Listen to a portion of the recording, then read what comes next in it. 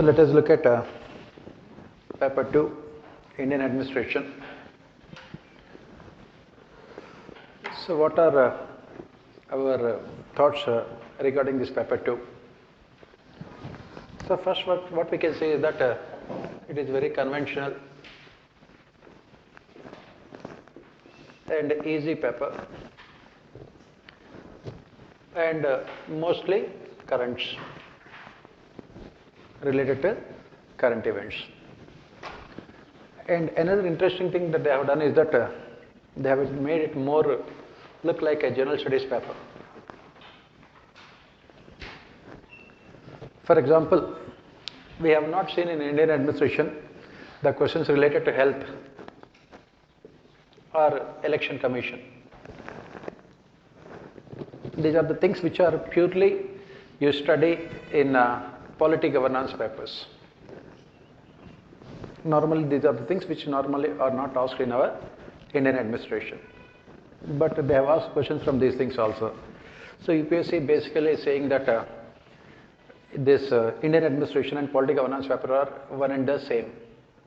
Almost all the questions that they have asked in Indian administration are repeated again in polity governance papers and vice versa. So this is what we can say. Otherwise, if you look at the difficulty level of the paper, you can say that it is a easy paper. It is not at all that much difficult. If you are good with the current affairs, if you are good with the basic aspects, you will be doing it very well. Let us look at the questions. Mughal administration incorporated a combination of Indian and extra-Indian elements. Every year, as you know, the first question will be either Kautilya or Mughal or British administration. Every year they keep on interchanging the questions. This year it is about Mughal administration. It says that it incorporated a combination of Indian and extra-Indian elements. Basically what we are saying is that it included both the Indian administration at that point of time along with foreign elements also. That is what we say. Mughal administration, it incorporated Indian, Persian and Arabic administrative systems. For example, the Mansabdari system that we talk about in Mughal administration is what that has been inherited from the Persian administrative systems. And also these nobles that who were there in the Mughal administration, they were mostly from the Arab world. The judicial administration was mostly from the Persian and Arab administrative systems, which has been incorporated in Indian administration. And at the same time, they retained most of the Indian elements also. Most of the Indian elements like the land revenue administration. People like Akbar have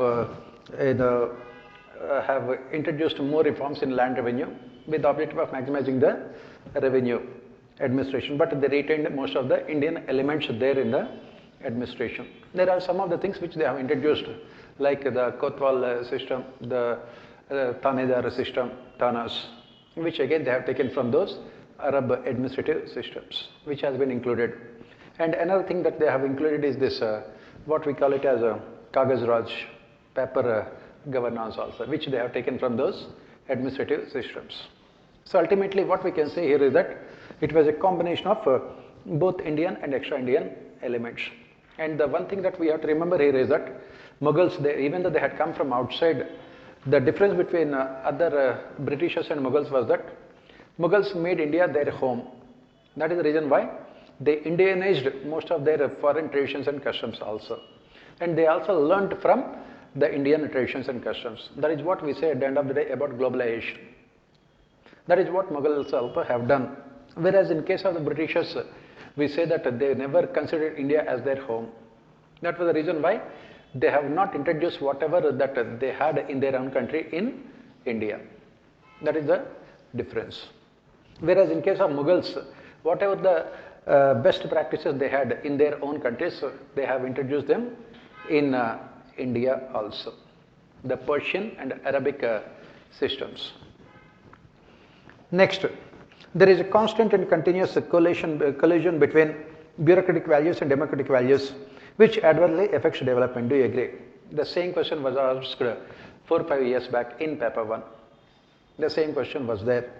2012 or 2013, it was there. The same question that was asked in paper 1 repeated in Indian administration. And the same question was given in your ethics paper 2 years back. You can see the same question in different papers. It was asked in paper 1 in PubAd some time back. Then later it was repeated in your ethics paper. Now the same question is repeated in your Indian administration. There is constant and continuous collision between bureaucratic values and democratic values which adversely affects development. Do you agree? So what are these bureaucratic values and what are these democratic values? Bureaucratic values, basically all Weberian features, either like value neutrality, rule orientation, high levels of secrecy, impersonal detachment, centralization of power, closed system of organization, emphasis on rules and regulations, sphere of competence, written rules and regulations, then these things like treating people basically as subjects to be governed. Whereas democratic values, the objective of this bureaucratic values are Weberian bureaucracy is to ensure stability and continuity. Whereas when we talk about democratic values, we are talking about transparency, accountability, participation, value commitment, change orientation, and this giving more importance to participation of citizens rather than to hierarchy. And impersonal detachment should be replaced with better interpersonal relations. These are all what we call democratic values. And there is a constant and continuous collision between bureaucratic and democratic values which adversely affects development. Yes, it affects development. Why? Because bureaucracy is always caught between these bureaucratic norms and democratic values.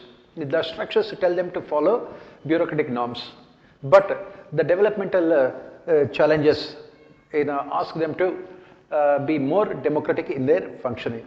They are always caught between these bureaucratic and democratic values. Yes, and what is the solution? What we say is that both of them are required. Bureaucratic values are needed for regulatory administration. When you are performing regulatory functions like maintenance of law and order and generation of revenue, you need those bureaucratic values. Whereas development administration require democratic values. That is what you have to conclude. Both of them are required. Next, parliamentary committees are at the deliberative core of a parliamentary work which is crucial for refining legislation. Elucidate. This question also we have given in our series this year. So these parliamentary committees, as we say, the basic problem is that this parliament, they simply do not have the time to discuss and debate the legislations. They don't have the energy or resources or knowledge or skills to do all those things. That is the reason why we have these parliamentary committees. These parliamentary committees have a specific task of overcoming the weaknesses of delegated legislation. This is what we say. And what is the major weakness of delegated legislation? In the name of delegated legislation, legislature abdicates its responsibility of legislating in favor of executive, which results in executive dictatorship. So how can parliament regain its authority? How can parliament regain its control? More importantly, how can parliament regain its credibility? Through these parliamentary committees. That is the reason why what we say that, again, if you read these things in polity also, you say that first introduction of the bill, then first reading, then second reading, then discussion, then finally voting on the floor of the house. That is what we say. As we studied in delegated legislation also, safeguards against delegated legislation. What we say is that this way. As we studied in delegated legislation also, safeguards against delegated legislation. What we say is that these parliamentary committees must come out with the broad policies for the ministries and departments. On the basis of those broad policies, the ministries and departments can come out with the details regarding the policies. They can fill in the details. Once they fill in the details, that is when the parliamentary committees must debate, discuss, and analyze each and every part of the bill in its minutest form to see whether the details filled in by the bureaucracy are in tune with the policy guidelines they have given. And since these parliamentary committees consist of members from different political parties, this is when legislature can easily control the executive. The members of these parliamentary committees are expected to come together, discuss and debate, overcoming party prejudices, and think about the country from a macro perspective, not through the prism of their political party. These members are expected to shed their political loyalties during the meetings of committees. Why? Because, and that is one of the reasons why the meetings of these parliamentary committees are held in camera, so that the members can express their opinions and views without inviting these provisions of anti-defection law also. That is what they have said. That is why we said that these parliamentary committees, that is what the question says. They are at the deliberative core of parliamentary work, which is crucial for refining legislation. On the other hand, at this point of time, what is the problem? The problem is that the tendency of the government to introduce the bills on the morning of the session of the House, and the government is giving only 4 or 5 hours for members to discuss the bills, and the bill is passed immediately the next day. Give the example here, agrarian reforms bill. They should have been, the members of parliament, opposition members of parliament have requested, have pleaded with the government to send the bills for committees, standing committees of parliament. Similarly, take that bill related to removal of Article 370 and Article 35A from the Constitution. They were introduced morning at 11 o'clock, and by evening 7 o'clock, they were passed also. That results in executive dictatorship. That is the reason why, on the other hand, you take the case of United Kingdom. For any bill to be passed on the floor of the House in United Kingdom, it takes minimum 12 to 14 months, minimum. Whereas in case of India, 5 to 6 hours. That is where you talk about the importance of parliamentary committees. Next, considering India's diversity, the planning pattern of one size fits all were discarded in favor of indicative planning. To what extent it has been useful? As we keep on saying in our class all the time, India being such a diverse country, such a heterogeneous country, being a typical prismatic society with so much of heterogeneity, always this one size fits all approach is always going to be a failure. We gave so many examples in the class also. We gave the example of irrigation. If the government is giving money for Minister of Water Resources, in Assam the problem is floods. In Rajasthan the problem is drought. If the government is giving money for flood control, the money would remain unspent in Rajasthan. If the government is giving money for drought management, the money would remain unspent in Assam. One size fits all approach can never be successful. One of the important reasons for the failure of a centralized planning process is this one size fits all approach. That is the reason why we say that this one size fits all approach should be replaced with decentralized, participative and indicative planning. In indicative planning, what do? The government will not focus on outputs, physical outputs. The government will not emphasize on one size fits all approach. It will be more decentralized, it will be more participative, and it will be more giving freedom to the people at the lowest level. The government comes out with broad policies, and the state governments and below that the local self-governments are given the freedom to decide regarding how to implement those policies. That is what we call it as new localism also. New localism also. In new localism, there will be centralization of policy making at the top, and there will be decentralization of implementation at middle and lower levels. Policies can be formulated by the government at the top. For example, NRAGA. Government says that 100 days of work, but the state governments are given freedom to increase the number of days depending on the necessity of a particular state government. And the central government will fix minimum wages, and the state governments can always give more amount of money. In case of a state like Haryana, the wages are 225 rupees. In a state like Bihar, it is only 185 rupees, depending on the conditions prevailing there.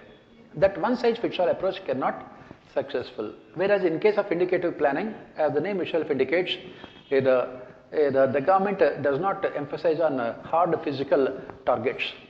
On the other hand, it acts as a facilitator to the process of development by empowering the institutions at the lowest level. Decentralized, participative, accountable, transparent planning is what is required, which is possible through indicative planning. Now the question is, has it been successful in India? The problem is that this indicative planning has not been as much as successful as it should have been. Why? Because still there is too much centralization. Especially in the last few years, what we are witnessing is centralization. In our federalism, the tendency is towards more towards centralization in the last few years. Why? Because of the single party rule at the center. That is the reason why in the last few years also what we have seen is that political compulsions have forced the government to come out with more centrally sponsored schemes, which definitely adversely impacted indicative planning. There are too many centrally sponsored schemes, and that has been the bane of our federalism. Political compulsions. Why? Because the central government, the political parties which are fighting elections for Lok Sabha, always have to promise something to the people at the time of elections. And those promises will be converted into gigantic welfare schemes. If you look at in the last 6 years, the government of India had come out with so many schemes in different sectors. The number of centrally sponsored schemes, in spite of suggestions by Second Administrative Reforms Commission, Pay Commission, and where Niti Aayog and others, have only increased but not decreased, because of which this indicative planning is yet to be successful. On the other hand, what else happened is that the government also started controlling the economic system in a more what is called direct and physical manner by increasing the customs and tariffs, which again moving towards what is called regulatory planning. That is where the problem is. Next, even if all the states combine together, they cannot have their way in the decision making in the GST Council unless the union agrees to it. Analyze this in the perspective of federalism in India. That is what. So, for a long period of time, the government has said that GST is an example of what is called cooperative federalism in India. GST. But unfortunately, this may not be completely true because of the recent differences that we have seen in the functioning of implementation of GST. First and foremost, the GST Council is the final decision-making body. In this GST Council, central government is represented along with all the state governments as well as union territories also. Now, what is the catch here? It is expected that the GST Council will take all decisions unanimously through broad consensus. Now, the next problem here is that if there is any conflict, what is the solution? And according to the constitutional amendment here, according to the GST Council here, according to the amendment 101 amendment, the decisions in case of a conflict can be taken by a majority of not less than 3/4. Not less than 3/4 majority. That means you require 75% total majority. Then only the decisions can be taken. Now, if you look at the voting in the GST Council, if you take the voting in the GST Council, what we can say, it means that it requires at least 75% majority. In fact, I have given this question in our test series also. The same question we have given in our test series because of the recent conflicts. The same question, please remember, was repeated in your Indian economy also this year for 15 marks. Same question. So this is where the problem is. You require 75%. So this is where the problem is. You require 75%. So under this GST Council, you require 75. Central government has a weightage of 1/3. That is 33%. And the states have collectively weightage of 2/3. 33, 66, like this. 33.33, 66.66, like this. And to get a decision, you require 75%. That means if all the states combine together also, which is very rare, even then also center can veto the decisions. That is where the problem, and that is what the question is. All the states and union territories, even if they come together, at present how many states and union territories combined together are there? How many states are there? How many states and union territories? 28 states? Jammu and Kashmir is not a state. Pardon? How many union territories are there? 8. 7. So, let us assume that all of them are coming together. Even if all of them come together, you have only 66%. That means, even if all the states come together, the decision can be vetoed by the central government because it requires 75% majority. That is where the problem is. So, when this GST bill was framed, passed, the state government did not look at these things. Normally, in the spirit of cooperative federalism, it is believed that there will be unanimous decisions. But recently, there was conflict. For the first time, voting had taken place regarding Kerala, this lottery the system, under which category it should be put. Voting had taken place. Majority of the states, along with the central government, have voted in a particular manner. Now, tomorrow, the problem comes if it is between the center and the states. If it is between the center and the states, or between center versus the states. Let us assume that all the states are coming together. Can they defeat the central government? No. At the end of the day, center will have its own way here. That is the problem with GST Council. If you are talking about cooperative federalism, if you are talking about collaborative federalism, let it be 50-50. Or in the spirit of cooperative federalism, let it be 40-60. Because you will not have a situation wherein all the states would be coming together. Because at any point of time, majority of states would be ruled by the same political party that is there at the center also. So obviously center will always have advantage. In spite of this, let us assume that all the state governments are coming together. Even then also, center will have veto powers, which is against the spirit of cooperative federalism. When the states come together, when the states came together to become part of this GST Council, it was on the basis of the assumption that their interests would be protected by the central government. Why? Because the major source of revenue for the states is sales tax, which they have sacrificed in favor of the central government in the form of GST. So that is the reason why, as part of our conclusion, as part of our suggestions, what we say is that this can be changed. In the true spirit of cooperative federalism, it can be made 50-50.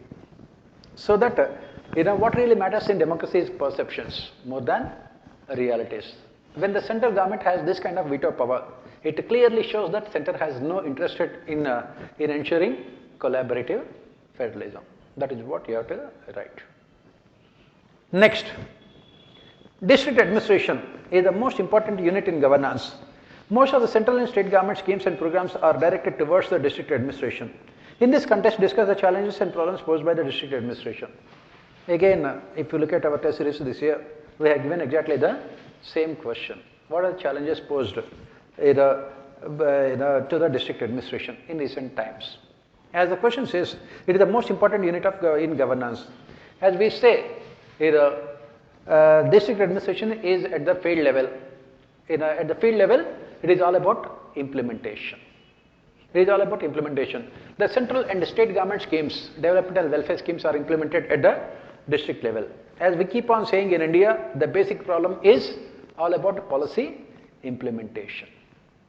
The question says that discuss the challenges and problems posed to the district administration here in terms of implementation, in terms of overall scenario at the district level.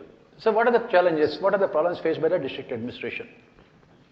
What do you think are the problems faced by the district administration in terms of implementation? Are overall problems? Yes, all the three things, functions, functionaries and finances. So you talk about all of them.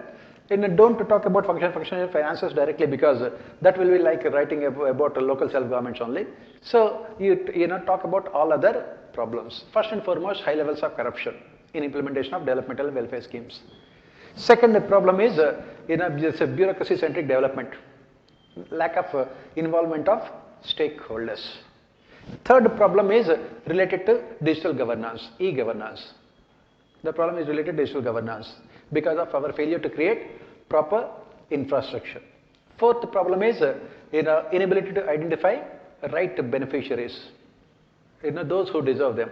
The problems of inclusion as well as exclusion. Problems of inclusion as well as exclusion. You are including unwanted beneficiaries and you are excluding needy persons. Give the example of in Jharkhand when people died because of hunger, because they could not get the food grains, because their fingerprints did not match. Digital problems related to digital governance. Then what are the other problems at the district level? Another problem that we find at the district level is this absence of what is called values on the part of bureaucracy. Rule orientation rather than outcome or result orientation. Next problem is complete absence of accountability mechanisms. Complete absence of accountability mechanisms. Even if they are not implementing the schemes, there is no accountability. Even if they are indulging in corruption, there is no accountability. Next problem is high levels of secrecy. The beneficiaries simply do not know the benefits that they are supposed to get out of these programs. As we discussed, any average Indian village is supposed to receive the benefits of not one or two, 350 schemes of central and state governments. You talk to any average Indian villager, how many schemes does he know? 3 or 4 schemes. What about the money that has been allocated to remaining 340 schemes? Literally it is going into the drain. Systematic corruption. Very systematic corruption. Next problem at the district level is regarding this law and order problem. Because unless you maintain proper law and order, it is not possible to implement the developmental and welfare schemes. Especially in Naxal affected areas. In Naxal affected areas, this development activities always take a back seat because of issues related to safety and security of the personnel. Next problem at the district level is the inability to develop local self-governing institutions which can ensure participation and accountability. In most of the states, elections are never held to the local bodies on one pretext or the other pretext. The state governments always prefer to work with bureaucracy than people elected representatives. This is another problem. Next important problem is dominance of these centrally sponsored schemes, one size fits all approach, which do not have any relevance to the problems of people at the ground level. As we say, there is complete mismatch between what is being formulated at the central level and what the people need at the local level, because of which the participation of stakeholders is also very less. Next problem is about this participation of NGOs. Next problem is about this participation of NGOs and civil society organizations.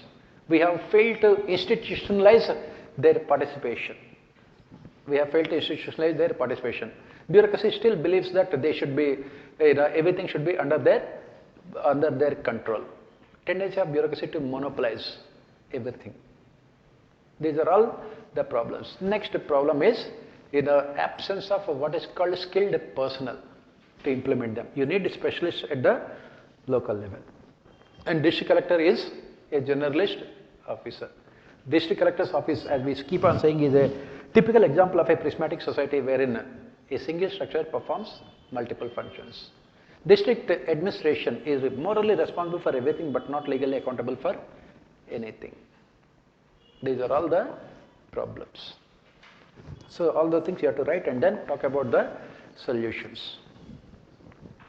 Next, the structural part of the Indian Constitution is to a large extent derived from the GOI 1935, whereas its philosophical part has many other sources. Discuss the sources of the philosophical part. This is kindergarten question. What are the things that we have taken from other countries around the world, from other constitutions? From American Constitution, Bill of Rights, fundamental rights. From British Constitution, parliamentary form of democracy. From German Constitution, emergency provisions. From Canadian Constitution, strong federalistic tendencies. From Australian Constitution, directive principles of state policy. All these things you have to write here. DPSP is Australia or Irish Constitution. Irish Constitution. DPSPs we are taken from. Like this you have to write all the things. This is a kindergarten question. You can write that this is below my dignity to write answers to these kind of stupid questions. Mr. UPSC, give me marks also. Right? So you can write all those things. And what did we take from our own Indian society? Zero. Our constitution is only Western in its outlook, in its nature, in its values. One of the criticisms that we make of our constitution is that there is nothing Indian about Indian constitution. That is where the problem. Gandhian values, Indian traditions and customs are never part of our constitution. That is where the problem. Next, the public services in India are an evolution of the British Raj. Trace the Indianization of public services. Again, this is a very straightforward question. So what do we say about here? How did it start? It was started during the British times. East India Company. Covenanted and non-covenanted services. Covenanted services, basically, an agreement between the East India Company and the employees. And then later this covenanted, non-covenanted services, it was mostly what you call spoil system. Most of them who were appointed to these positions were the relatives and friends of the acquaintances of the board of control that was there in London. Later, when it was realized that administration was getting highly complicated and these appointed officials were not in a position to perform the functions, then they decided that they must have what is called a merit-based civil services system. In fact, as you can see here, this merit-based civil services system was introduced in India long before it was introduced in United Kingdom itself. United Kingdom, it was introduced very later compared to India. Lord Cornwallis was the one who laid the foundations. Warren Hastings, Lord Cornwallis, he is known as basically the father of civil services in India. And what they have done is that they wanted the best of the people. That is the reason why the examinations were conducted in London, and it was conducted by the professors from Oxford and Cambridge universities. It was very tough also. Then slowly they started Indianizing the civil services. Initially, this was only exclusively reserved for the Europeans and the Britishers. Then what they have done, this covenanted and non-covenanted services were replaced with three different services. At the All India level, you have All India Civil Services. At the provincial level, you have Provincial Civil Services. And below that, you have subordinate services. And they opened this All India Civil Services to Indians also, the ICS and later IPS. And Indians were only asked to go to London and take the examination. And the maximum age was only 19 years. Initially it was 21 years, later it was reduced to 19 years only. So it was almost impossible for Indians to go to London and take the examination. Sachindranath Tagore was the first Indian to get into ICS. And later, with thanks to this Congress Party movement and everything else, the British government slowly but surely accepted that at some point of time they have to Indianize the services.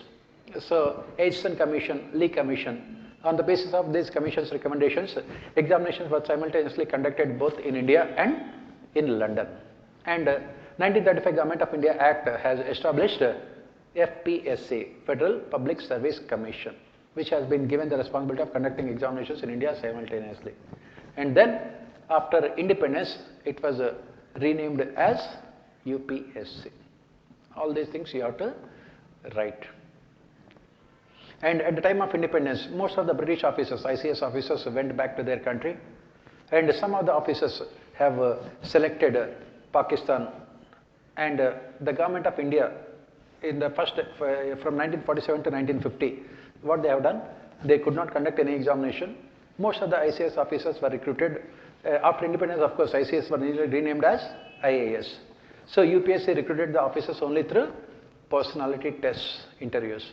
They did not conduct an examination. And after 1950 onwards, they started conducting the examination. And then other major change took place in 1970s on the basis of the recommendations of Kothari committee, and they introduced the preliminary examination. So that is how Indianization. And after independence, we also have tried to make our bureaucracy what is called representative bureaucracy. By giving opportunities to shed its elitist character, we have introduced affirmative action, positive discrimination, and provided reservations for scheduled castes and scheduled tribes. Then in 1993, on the basis of the recommendations of this Mandal Commission, we introduced reservations for OBCs also. And last but not the least, last year onwards, we also introduced EBC reservations. That is what you have to write, all these things. But the only thing is that you have to write all these things in 150 words, 10 marker. Next, does the privatization of key public sector bodies augur well for welfareism in India? Discuss with suitable illustration. The question says that if we privatize public sector enterprises, does it help us in maximizing welfare of people? Explain with relevant examples. Yes, basically you have to talk about all the advantages of privatization. If you go back in our notes, we have spoken about disinvestment and privatization. There we have given all the benefits of privatization. What are the benefits of this privatization? The first thing we say is that government has no business to be in business. The resources are already very limited with the government. When the government privatizes this public sector enterprise, the government gets huge amount of money. That money can be used to finance infrastructure. The country requires, according to the government itself, 100 lakh crores of rupees for infrastructure. How to get this money? Privatize this public sector enterprise. Especially the market is going very good. Now it has reached 50,000 also. This is the best time for the government to enter into the market and privatize most of these public sector enterprises. The government gets the much needed money to finance infrastructure. Similarly, the government also gets much needed money to finance social infrastructure, education and health. What this corona crisis has proved, we will be discussing the question also as part of health policy, that our health policy has so many inadequacies, so many weaknesses. The most important thing that is required is money. We spend less than 1.5% of our GDP on our health. Whereas even our neighbors also, Sri Lanka also spend more amount of money. We require at least 6% of money to be spent on health. We require 6% of our money to be spent on education, human resource development. And where do we get this money? By privatizing public sector enterprises. Give the examples here. If we privatize LIC, the government can get huge amount of money running into lakhs of crores of rupees. The value of LIC at this point of time, according to market sources, is around 11 lakh crores. You can get so much amount of money. And the amount of money spent by the government on education and health combined together in the budget is less than say 2 lakh or 3 lakh crores of rupees. You get huge amount of boost to be spent on social sector. The capital expenditure of the government in the budget is less than 20%. You require money to be spent. And urban infrastructure, again the question that we will be discussing, it requires huge amount of money.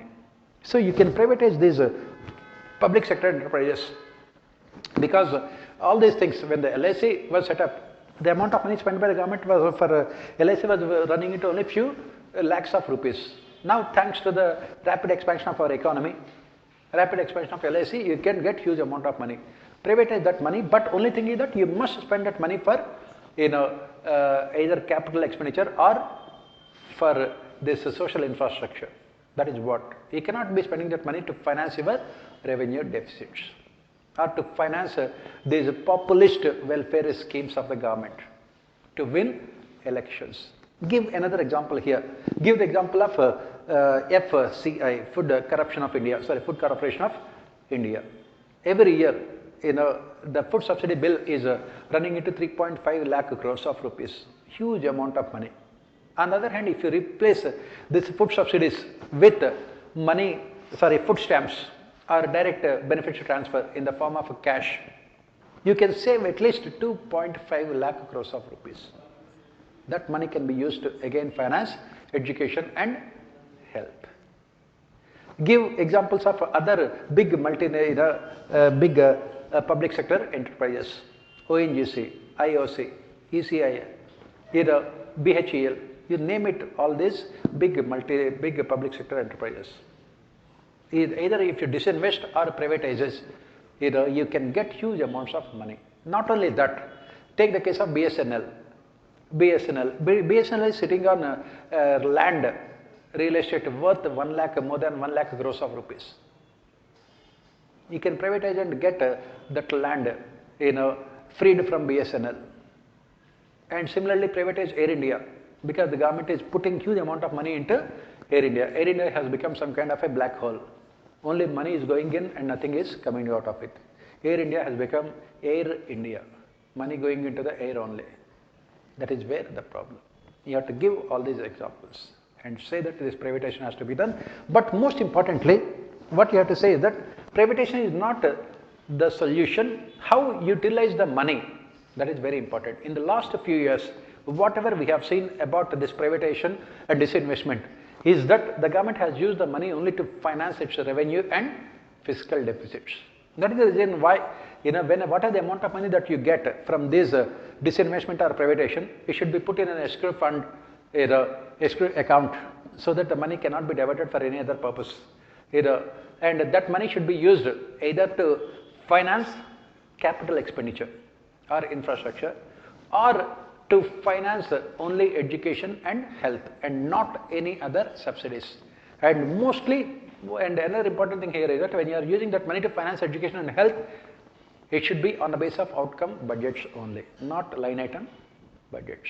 So that the outlays are transformed into outcomes, so that we can transform our demographic bulge into demographic dividend.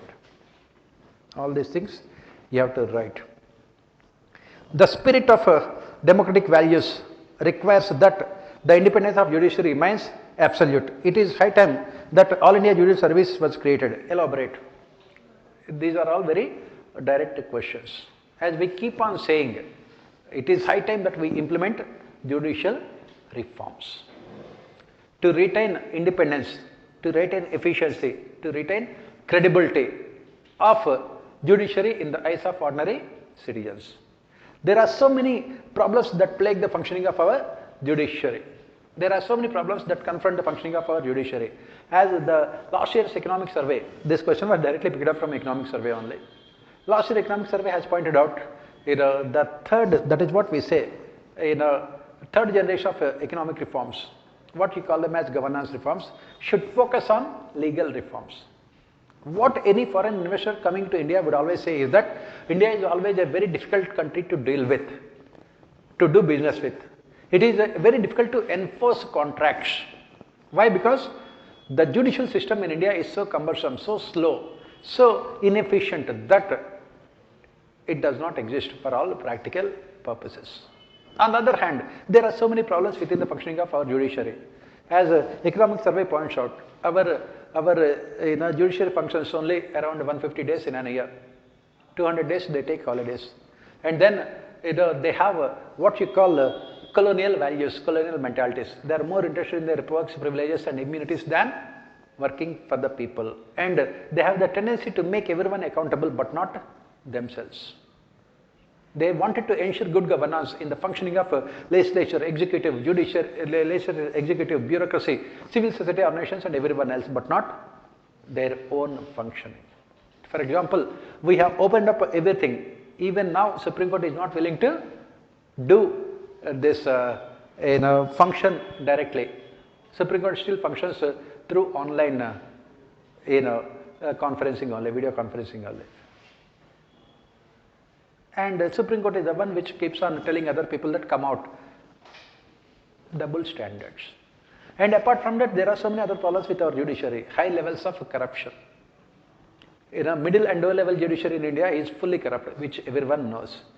Every judge of a high court is corrupt. Either he is corrupt or either extremely corrupt. There are only two kinds of judges. That is the problem. In Supreme Court also, as some of the comments made by some of the lawyers, Shanti Bhushan, out of 16 Chief Justices of previous Chief Justice of India, half of them were corrupt. That is where the problem.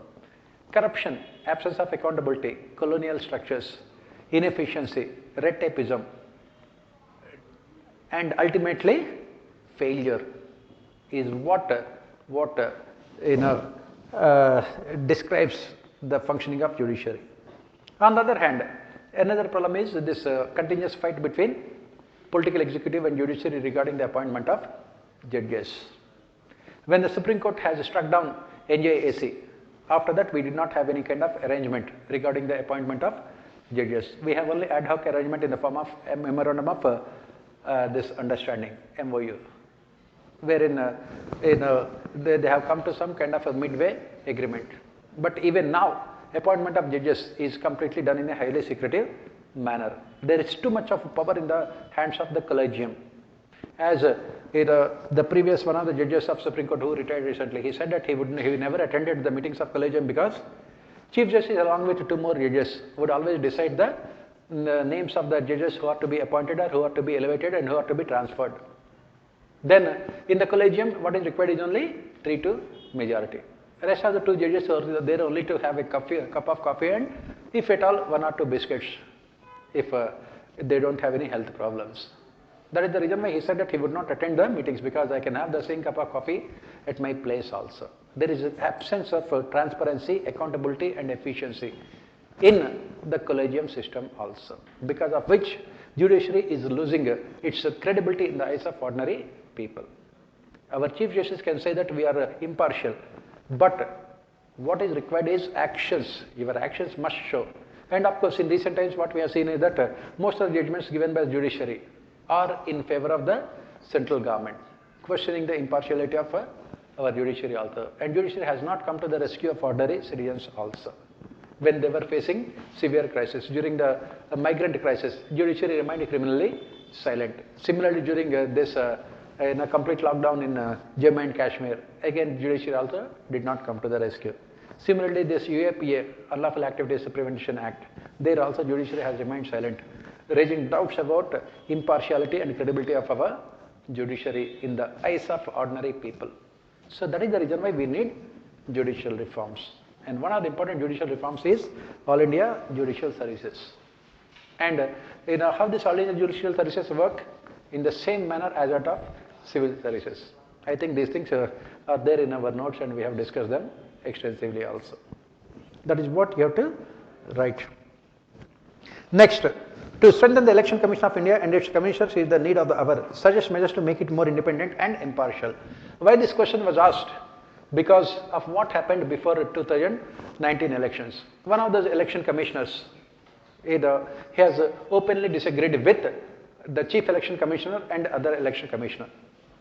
And most of the time, his opinions were overruled by. Most of the time, his opinions were overruled by other members of Election Commission on the basis of what is called majority. When Election Commission was made a multi-member body, it was believed that the two election commissioners who were appointed would be acting independently and impartially to check the misuse of power by the Chief Election Commissioner. But unfortunately, in recent times, what we have witnessed is the tendency of the government to appoint its favorite bureaucrats, retired bureaucrats as election commissioners, because of which the credibility of these election commissioners have been repeatedly questioned. In those, it had become much more severe in the 2019 elections and before that also, 2014 elections also.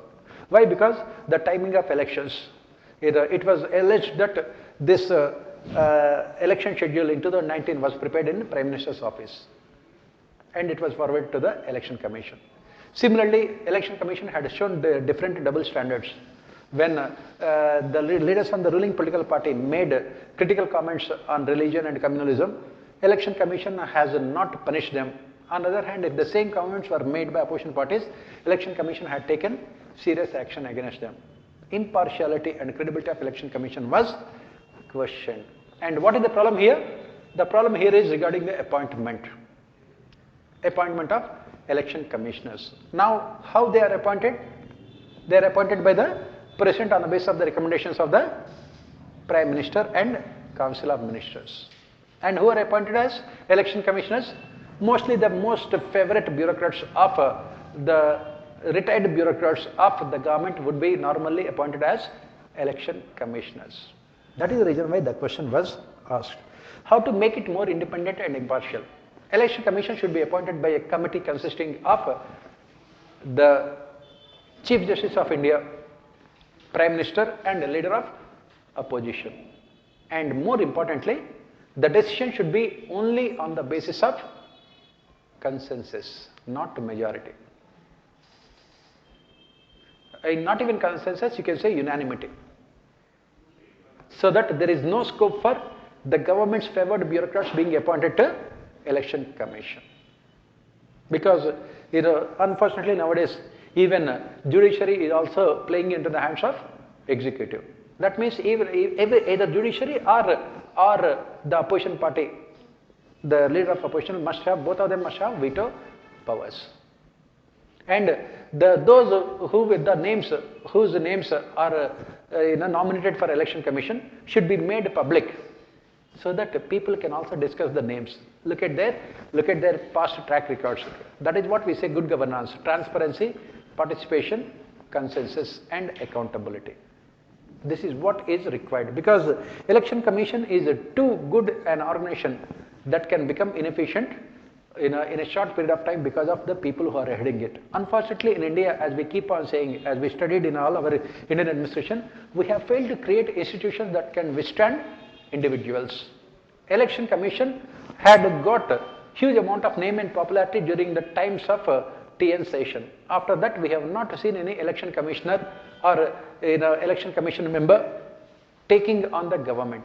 On the other hand, most of the time what we have seen is these election commissioners acting more as representatives of the government. That is the reason why the tendency to appoint retired bureaucrats as election commission should be stopped. You don't require retired bureaucrats. The tendency, these are all the reforms that you have to write. The tendency to appoint retired bureaucrats. That means, normally former IAS officers are only appointed as election commission. IAS officers or IPS or other central services. You can appoint election commissioner as anyone from any eminent walk of life. We should not be restricted to only government bureaucracy. Because what we can say with confidence, conviction is that this bureaucracy can never be impartial. For 35 years you have worked under one political executive or the other. Is it possible for you to work in an impartial and independent manner? That is very difficult. So, people with credibility should be appointed as election commissioners. Let the names be discussed in the public. Let the people discuss.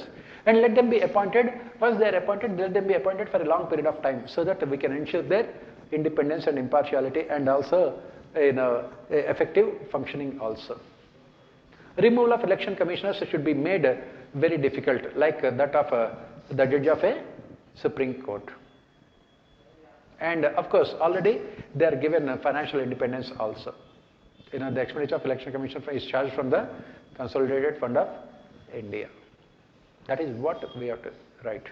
Why this question was asked? As I said, it's part of the current affairs, because election commission had become controversial in some of the recent state elections also, the decisions of election commission. And what did the government do? The government was taking action against the election commissioner. He was formerly the finance secretary. So this IT department, ED Enforcement Directorate, were investigating so many cases against his family members. These kind of things should not be done. Next, examine the national health policy in the context of current pandemic situation, identify the problems and suggest improvements. The government of India had come out with national health policy in 2000. When? We have discussed all these things in the class also, in our class. In 2017. And what was the objective of that national health policy? Well-being for all, wellness for all.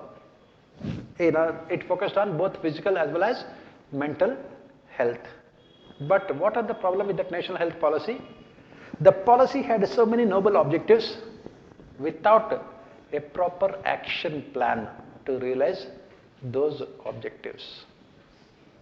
And at the end of the day, what really matters is finances. Finances.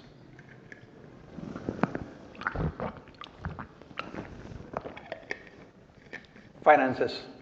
That national health policy was conspicuous in its absence of allocation of finances. Otherwise, without allocation of finances, without coming out with specific programs and schemes, what you can say is that those policies would remain only on paper. And especially during this current pandemic, it has clearly shown so many weaknesses. What are the weaknesses here? What are the weaknesses? First and foremost, health infrastructure, especially in rural areas. As health infrastructure, especially in rural areas, is completely absent. We have PHCs, primary healthcare centers. In almost all states, these primary healthcare centers are conspicuous by their absence. In Bihar, when the audit was done, in almost 99% of primary healthcare centers were non-functional. So these primary healthcare centers were basically the first step in the entire health system. From primary healthcare centers to you move towards community healthcare centers, district healthcare centers, from there to state level AIIMS, and then central level you have All India Institute of Medical Sciences. This is how the health infrastructure is there. But we simply do not have primary healthcare centers. Next, the problem is with doctor population ratio, doctor people ratio. In India, it is one of the lowest, and especially if you look at in problematic states like UP and Bihar, it is one of the worst doctor health ratio. So we talk about 5 things here in healthcare policies. These are the things. Again, I gave the same question in our political governance paper problems. 5 A's we talk about: accessibility, affordability, availability. Then 2 more A's are there. All those A's are the problems with our problems. All these problems are that define the functioning of health sector in India.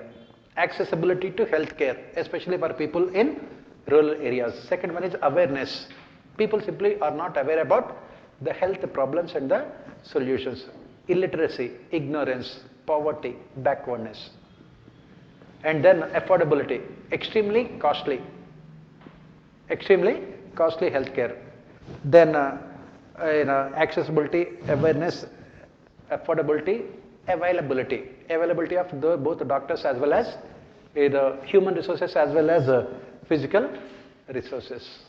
And another problem is the distance, because in rural areas you don't find any either doctors, or they have to walk hundreds of kilometers to get basic health services also. Availability of the medicines, availability of latest equipments, and these things have been seen worst especially during the pandemic, corona crisis. What happened during this pandemic crisis? What happened during this pandemic? In a sense, public health in India, public health infrastructure in India is a non-existence. Poorest of the poor people are also forced to go to private sector. And the government of India kept on saying that the treatment, entire treatment for corona, including the medicines and everything else, will not cross more than a few thousand rupees. The private corporate hospitals and other normal hospitals also have charged lakhs of rupees. Per day they used to charge anything between 1.5 to 2 lakh rupees also. They looted. And the national health policy did not focus on regulating the private sector. You must regulate the private sector. Health has become a big business in India. Why? Because the complete absence of the private sector, public sector has forced the people to opt for private sector.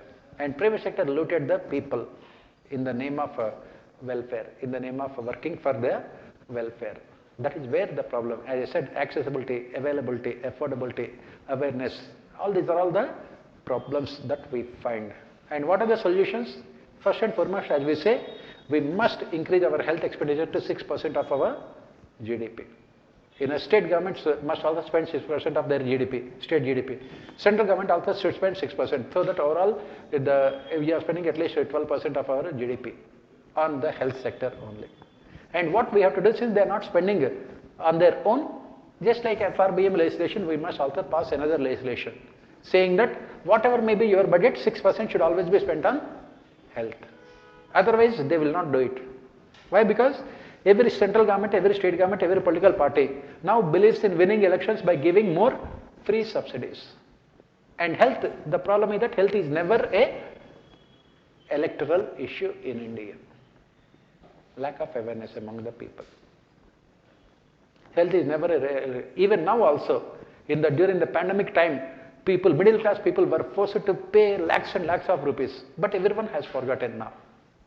Even the government is also behaving as if there is no crisis also. That is where the problem.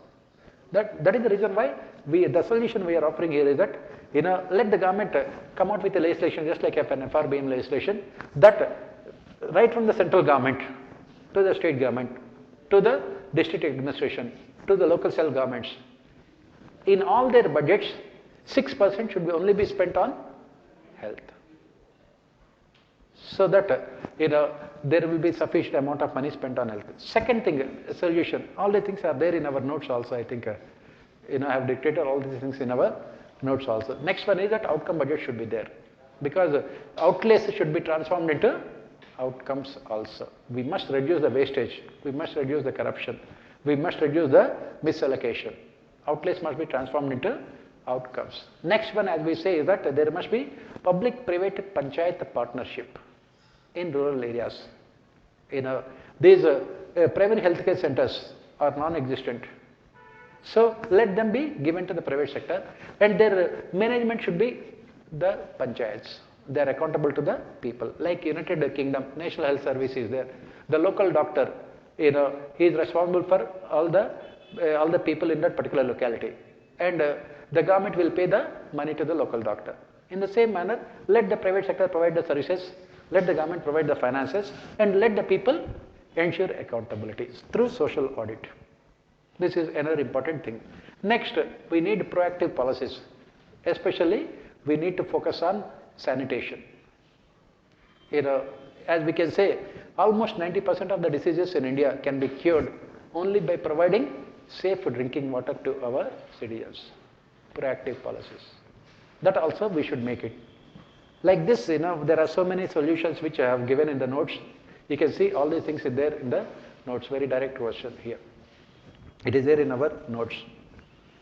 Next, the Speaker of the State Assembly has assumed a significant role in formations and dissolutions of the governments. Examine under the circumstances of coalition governments with examples. Exactly, I gave the same question in our test series this year. It is very simple, you don't have to be Einstein to predict these kind of questions. Why? Because in the last few years, what we have seen is that in most of the state governments, with the coalition governments, it is the Speaker whose role had become extremely critical. Take the example of Goa, Maharashtra, Karnataka, Rajasthan, Madhya Pradesh. Recently Madhya Pradesh also. He gave all those examples. In all these examples, what is common to here? In all these examples, the speaker was always favoring the ruling political party. If there is any defection from the ruling political party, speaker will not take any decision. Speaker will not take any decision. Not only this, before that, Andhra Pradesh and Telangana, speakers acted. In Telangana, in the previous assembly, a person who was elected on opposition ticket was made minister by the government. And the speaker did not take any decision on his disqualification. Opposition party immediately complained to the speaker, saying that to disqualify him under anti-defection law. For 5 years, the speaker did not take any decision. That is how we are making complete mockery of our parliamentary democracy, the speakers. And we know what are the solutions. First and foremost, we speak about electing the speakers. Speakers are acting more as representatives of the ruling political party than as impartial head of the assemblies or parliament. That is the reason why we have said that once a person is elected as speaker, he should immediately resign from the position. The question was asked in polity governance paper this year also. Once a speaker, always a speaker. We gave the example of United Kingdom also. In United Kingdom, once a person is elected as speaker, he will resign from the political party. He will continue to be the speaker as long as he wants. For the next term, he will also continue. The first speaker of our Lok Sabha, Mavlankar, he resigned from Congress party to ensure impartiality. That is what we have said. Next, we have said that the basic problem with anti-defection law. And that's why we said that the recommendations of second UPSC are that the powers of anti-defection should be taken away from the speaker and it should be given to the president or governor. But the problem is that governor is also politicized. President is also rubber stamp. So that is where the problem. So the problem is that what is the solution we have given in our class? Very simple. Once a person is defecting, automatically he should be disqualified with the condition that he is allowed to contest elections. Now, under the present circumstances, if you are disqualified, you cannot contest elections for the rest of the term of the assembly. Right? That is the reason why all of them are being disqualified, so that they will not be able to contest again. Now, what we are suggesting is that once a person is defecting, you have every right to join any political party, but before joining the political party, resign your seat, or you will automatically disqualified. There should not be any discretion in the hands of the speaker. These are all the solutions that you have to write. Otherwise, in the name of coalition governments in India, we have only what is called political businesses, wherein the MLAs are brought and sold in the market like buffaloes. What we call it as horse trading. Horses would feel bad, donkey trading. Donkeys also would feel bad, buffalo trading. Then Maneka Gandhi will come. How can you cause so much of damage to the self-esteem of buffaloes? That is the reason why at the end of the day, this is what we say the solution. They should be automatically losing their membership. There should not be any discretion on the part of the speaker. And you have to explain with all the examples I have given. Goa, Maharashtra, Karnataka, Madhya Pradesh and Rajasthan. And in between, you go back, Uttarakhand, Arunachal Pradesh. All these things we have discussed in our classes. You have to give all those examples. In all these examples, what is common here? Speaker always working for ruling political party. Next, at the district level, police functions under the overall supervision and control of the district magistrate. Comment. So what are the questions is? This is what this is what we have since from the British times. In 1909, this police legislation was passed wherein it was said that the superintendent of police would always function under the control and supervision of the district magistrate. This is what we say about constitutionalism. One of the important features of constitutionalism we say is civilian control over police forces. That is what we have. Police functions under the overall supervision and control of the district magistrate and district collector. As a district magistrate, district collector has this magisterial powers, and as a district magistrate he has the power to visit police stations, give directions to the police, and the superintendent of police will have to take the permission of district collector for imposing in section 144 as well as a curfew, and also for issuing shoot at sight orders. But in recent times, many of the committees and commissions have suggested that they should be separated. District collectors should not have control over the police, and like the commissionerate system that we have in most of the cities, it should be extended to the district level also. In the commissionerate system, the police commissioner will not be working under an IAS officer. That is what it has been suggested for the district also, but it has not been done at the district level for the simple reason that districts are so big, and if there is no control over the police, it can result in dictatorship of the police also. You can implement the system provided there are sufficient accountability mechanisms within the police forces. Otherwise, the same system should continue. That is what we have to write here. Whereas in case of police commissionerate system, commissioner of police, it is mostly in the cities. The boundaries can be easily defined. Boundaries are also very small compared to that of a district. And mostly, as you can see here, in this police commissionerates, most of them are in the capitals only. So Home Minister and the state government will be there in the capital only. So police cannot act on their own also without the concurrence of the political executive. Whereas the districts will be far away from the state capitals. That is the reason why we need civilian control over police forces. Next. Political neutrality of civil servants has been regarded as one of the cardinal principles in democratic governments. Is its sanctity being maintained in practice in India? Elucidate. So, as we have discussed again in the class all the time, during the first phase of our parliamentary democracy between 1947 and 1967, what we have witnessed was political neutrality of our civil servants. The first generation of politicians were committed to the ideals of socialism, secularism and democracy, and they had given freedom to the bureaucracy. That is what Sardar Vallabhbhai Patel also would say. I want my secretaries to say no and not to say yes. He is being paid only to say no. So that kind of neutrality was maintained. Then what happened? From 1967 onwards, what we have witnessed was rapid changes in our political atmosphere. And we have seen criminalization of politics and politicization of crime. And we have witnessed charismatic leadership coming up at the central level as well as the state level, ultimately which resulted in the politicization of our civil services. And this politicization of civil services at the center was complete during emergency, when the then Prime Minister had given a call for committed bureaucracy. And she said that bureaucracy should be committed to the ideology of the ruling political party than to the ideals of the constitution.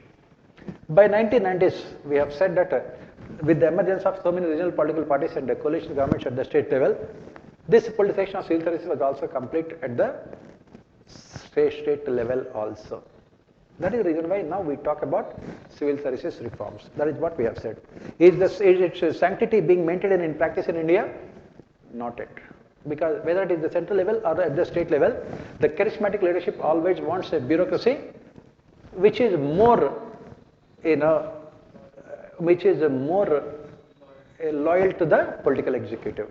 At this point of time, whether it is at central level or at the state level, only those bureaucrats who are loyal to the political executive would reach top level positions. They are willing to sacrifice their impartiality, unbiasedness, courage of conviction, honesty and integrity for few positions within the government. And those loyal bureaucrats are rewarded by the government even after their retirement also, with post-retirement positions also. It is not. So what is the solution? We have discussed about second ERC recommendations. All those recommendations you have to write there. Next, budget is an indicator of financial health of a polity which is reflected in the statement of income and expenditure. Discuss. This is what we say. Budget has so many dimensions. From accounting perspective, it gives us information about the incomes and revenues of the government. From economic perspective, it gives us information about the allocation of resources. From political perspective, it is an instrument used by the political parties to win elections and retain power. Ultimately, as we say, all these perspectives are interrelated. Budget is an indicator of the financial health of a polity which is reflected in the statement of income and expenditure. If the fiscal deficits and revenue deficits are very high, it means that political system is being dominated by populistic policies, subsidies and welfare schemes. It means that the political system is sacrificing long-term economic interests of the country for short-term political gains. And that is the reason why, even if you say today's Hindu newspaper also, it says that the fiscal deficits and revenue deficits of the state governments have gone up tremendously in the last 1 year. Why? Because no state government is willing to increase its resources, revenues. On the other hand, every state government is hell-bent on spending maximum amount of money on welfare schemes and subsidies. State governments are depending hopelessly on tax revenues. What this corona crisis has proved is the extremely delicate position of both the central and state governments. The state governments were not allowed to sell liquor for 2 months, because of which every state government had collapsed. In 1930s, when the elections were held to the provinces, Congress party contested all the elections to the provinces. Mahatma Gandhi had requested Congress party leaders at that point of time to implement one of his favorite policies, banning liquor.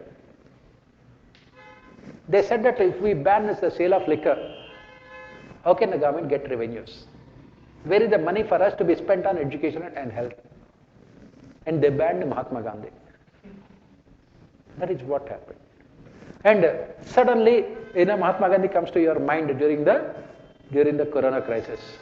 The first thing that was opened after the lockdown was not schools, not industries, not educational institutions, not hospitals, but liquor shops. And people also have reposed the faith in the government also, standing in queues, running into kilometers in front of liquor shops. That is where the problem is. Every government is hopelessly dependent on tax revenues. On the other hand, the financial health of the polity can be known only when the government is able to generate what is called non-tax revenues. No government has any non-tax revenues because there are no public sector enterprises at the state level which are functioning efficiently, which can contribute to the state exchequer in the form of dividends. Because every public sector enterprise at the state level is also full of corruption, misuse of finances, resulting in huge amount of losses. And the state governments are not at all interested in getting other revenues, user charges, because in all cases of user charges, huge amount of subsidies are given. Farmers, right now, one of the unfortunate consequences of this farmers agitation that is going on right now is the bold reforms the government has implemented will never be implemented in the near future. One of the important reforms that this government has implemented is fitting meters to the pumps of farmers, water motors of the farmers, so that the government will come to know how much amount of electricity they are consuming. Ironically, the government does not even know what is the amount of subsidy given to the farmers, power subsidy, because the motors are not fitted with meters. And recently the government has clamped down and they said that they will not put that meters to the motors. Again, India will be going back into dark ages, literally. That is where the problem. No political party wants to take tough decisions because into dark ages, literally. That is where the problem. No political party wants to take tough decisions because everyone is only interested in winning elections. Let the country go to dogs. That is where the problem is. That is where the budget is also about. You need bold reforms. You must cut down revenue deficit. Under the FRBM Act, by 2009, the government was expected to cut down the revenue deficit to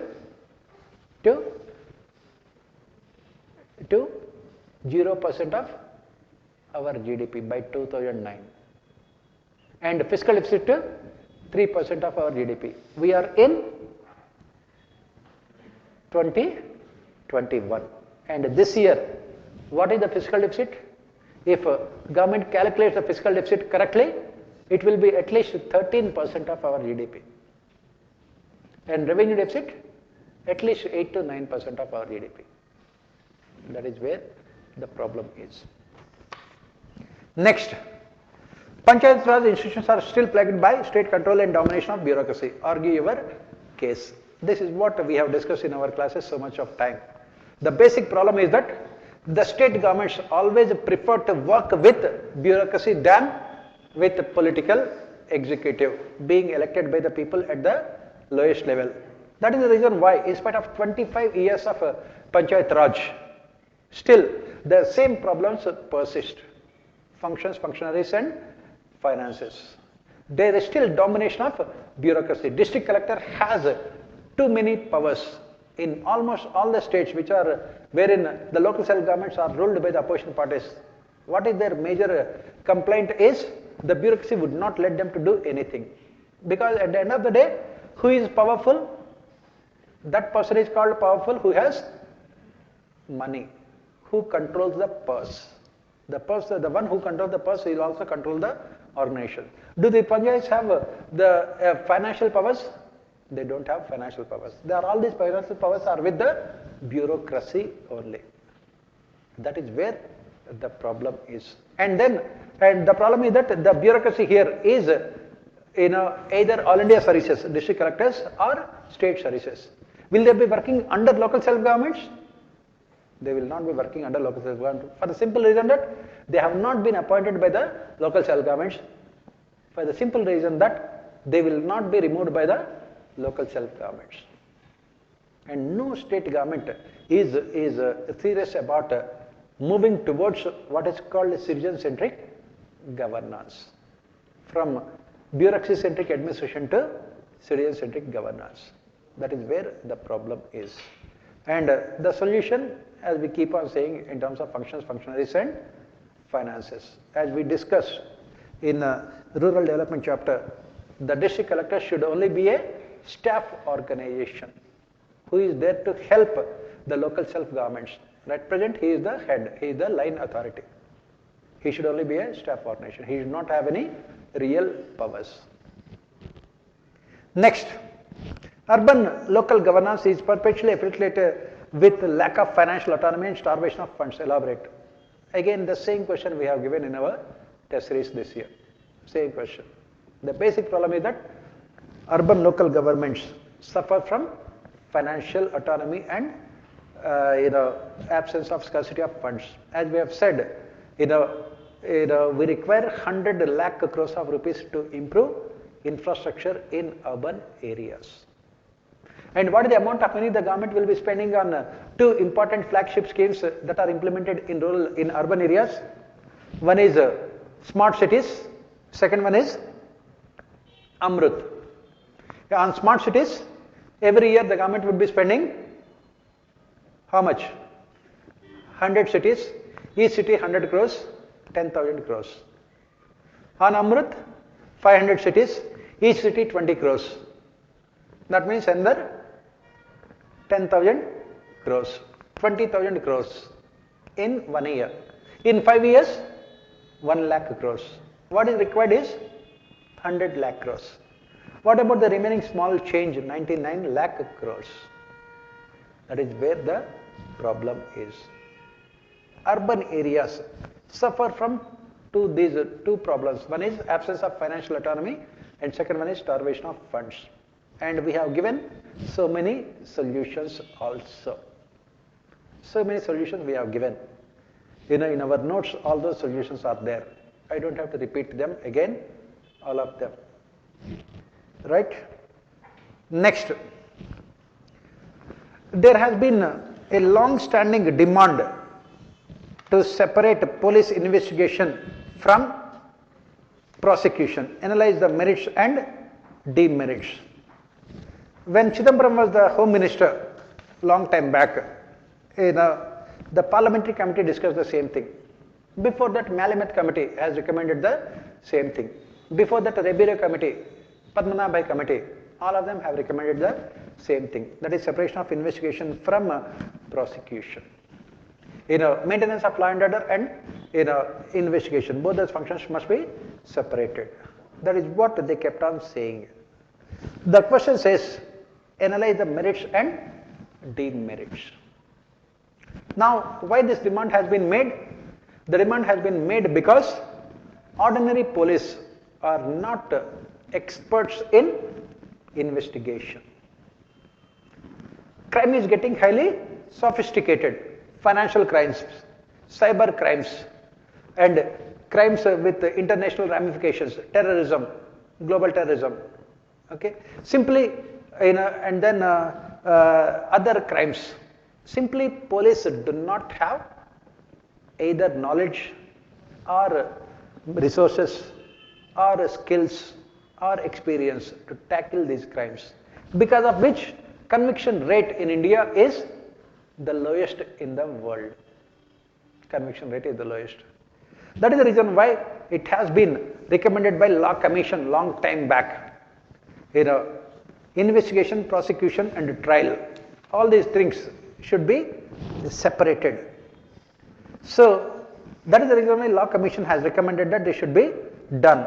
Even the Parliamentary Committee related to Ministry of Home Affairs also recommended on the basis of the recommendations of, on the basis of the suggestions given by Malamet Committee. In fact, I have given this question this year in our test series also, Malamet Committee recommendations. So, they have recommended this clear-cut separation to improve the efficiency of our police. What are the arguments in favor of it? All the arguments which we have given now. Now, what is the demerits here? That is what we have to talk about it. And this separation was done in states like Odisha. And the Director General of Odisha, when this was implemented, after he retired, he spoke about the problems here. He said once this investigation was separated from prosecution and everything else, from law and order and everything else, the first problem they faced was coordination. The basic thing here is that ordinary police, they have so much of knowledge about the local conditions and the local people that it becomes easier for them to catch the criminals, because they are within the people all the time. On the other hand, when you are separating them, then those who are investigating, they simply do not have any knowledge about the local conditions. And it requires coordination between this wing and the other wing. This is where again the problem is. And then for prosecution, you have at the district level, you have the district judges also, who are there for the prosecution part. Again, there is problem with the district judges also, because you have to explain to them what kind of investigation you are going on and why do you require certain people to be in your custody for some period of time. All these kind of things. That also require enough coordination. And what it has been seen in that, when Orissa had done this, suddenly the conviction rate had come down to its lowest levels compared to the previous levels. When this was done in states like Odisha, it had come down drastically because of absence of coordination. So after writing all these things, at the end of the day, what we have to say is that definitely it should be separated. It should be separated. That is what we bring in risks here. High levels of differentiation is required, but what is required is also integration. That is what you have to write here. Separating is necessary but not sufficient. Next, the office of CAG stands on the pillar of autonomy. Discuss the major lacunae in the functioning of this constitutional body and suggest measures for its strengthening. Again, this is a question directly from our notes. We have spoken about so many problems in the functioning of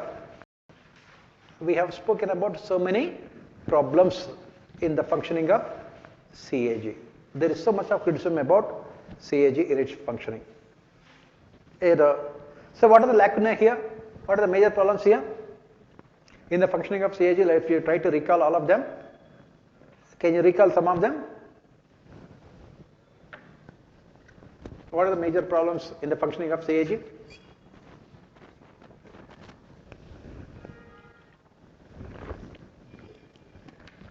Yes.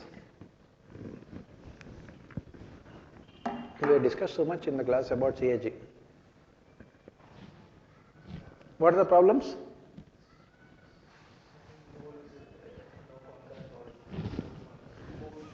The problem is with the CAG Act 1971. CAG Act 1971 does not allow CAG to conduct a performance audit of public-private partnerships. Similarly, CAG Act 1971 does not allow CAG to conduct audit of developmental and welfare schemes also. CAG normally conducts audit of all central government ministries and departments. He also conducts the audit of select public sector enterprises. But since 1991, after we liberalized our economy, there has been huge amount of jump in the revenues of the government, because of which every government is spending lakhs of crores of rupees on subsidies and welfare schemes. And we will be surprised to know that all this money is being spent without any accountability. That is where the problem.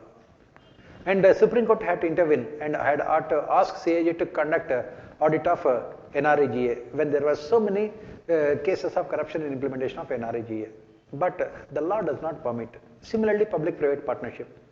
Public-private partnership, as we have said, is the preferred mode of investment of the government from 1991 onwards. As rightly pointed out by Vinod Roy, former CAG, in his book, Not Just an Accountant, in all public-private partnerships, this is what he said, very radical statement. He said that in all public-private partnerships, inevitably it is the government which is the loser.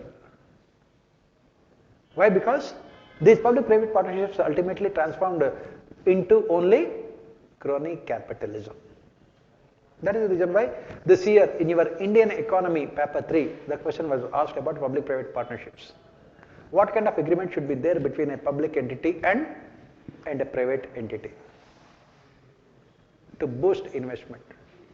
And when our CAG wanted to conduct performance audit of the Reliance KG Basin deal, or Reliance deal related to production of natural gas in the KG Basin, Reliance has objected to it, saying that you don't have the power to conduct any performance audit.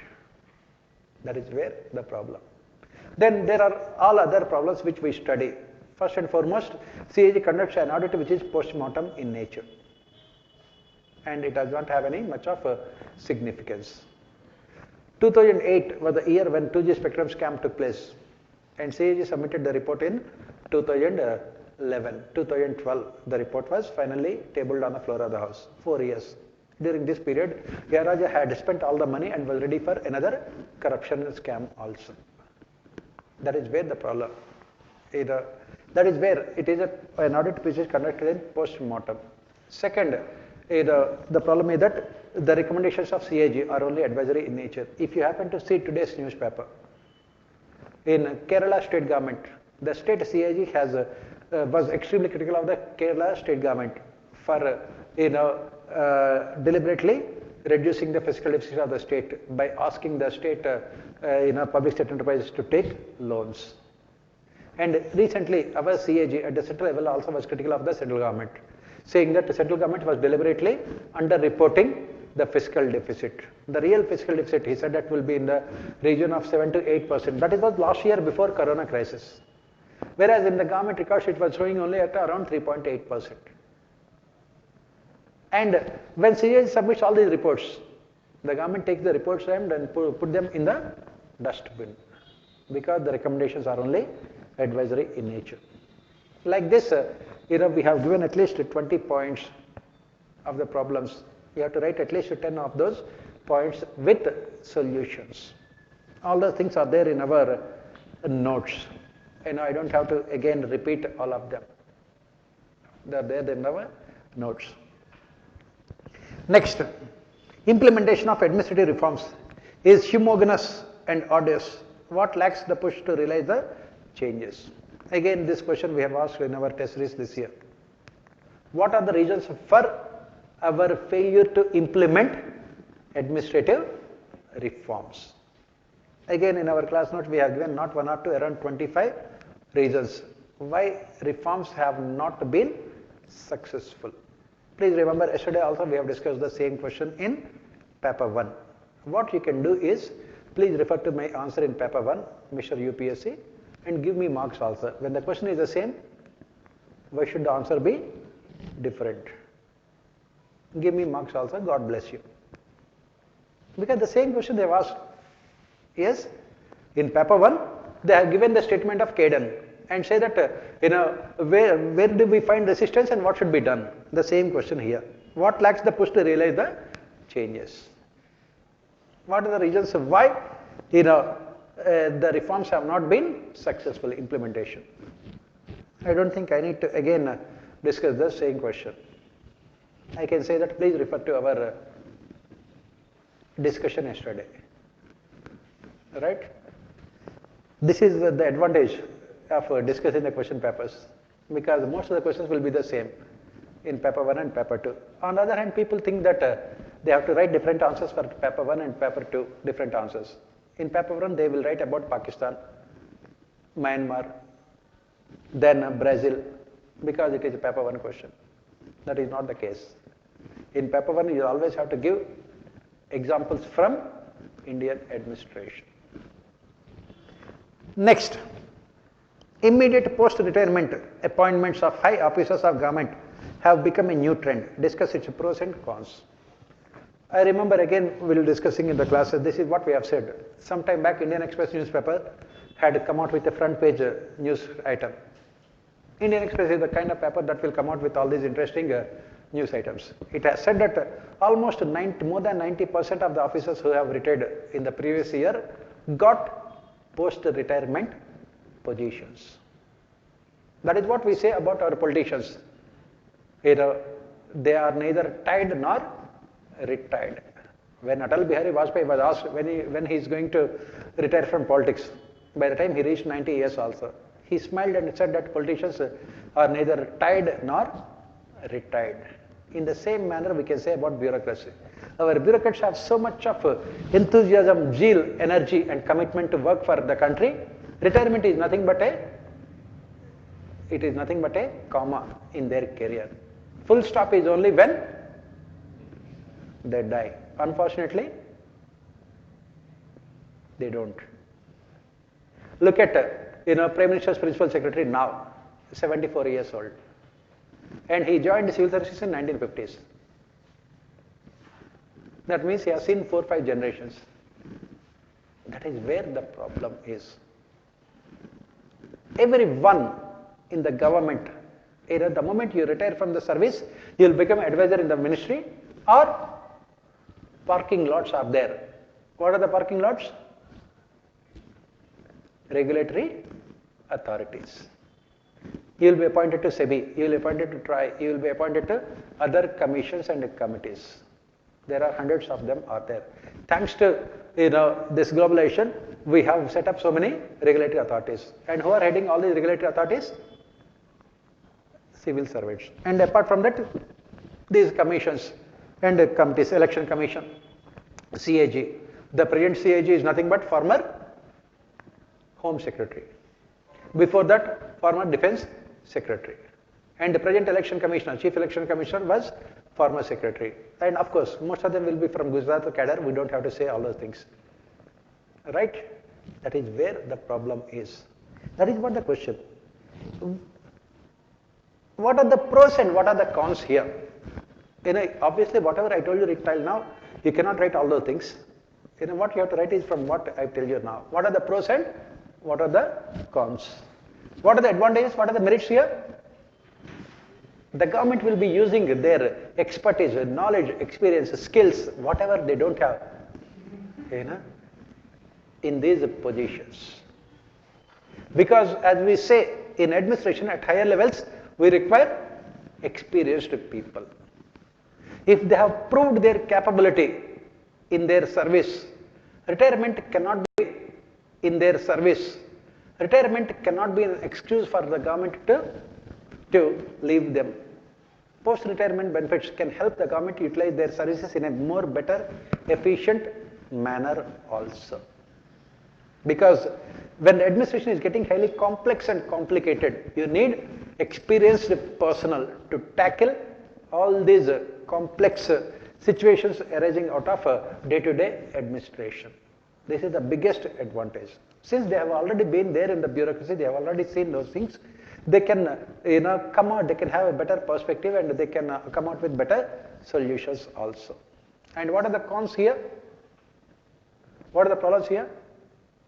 When these retired bureaucrats are given extensions, are given new positions, it clearly shows that the government has no faith in the present lot of bureaucracy. It drastically reduces the motivation and morale. If you are giving extension to one cabinet secretary, that means so many who are next in the line would not get that position. The dream of every civil servant, young person gets into civil service is to become cabinet secretary. If you are giving 6 months of extension, means 3-4 people will not become cabinet secretary. You are denying rightful opportunities for other people. It drastically reduces the motivation of the employees.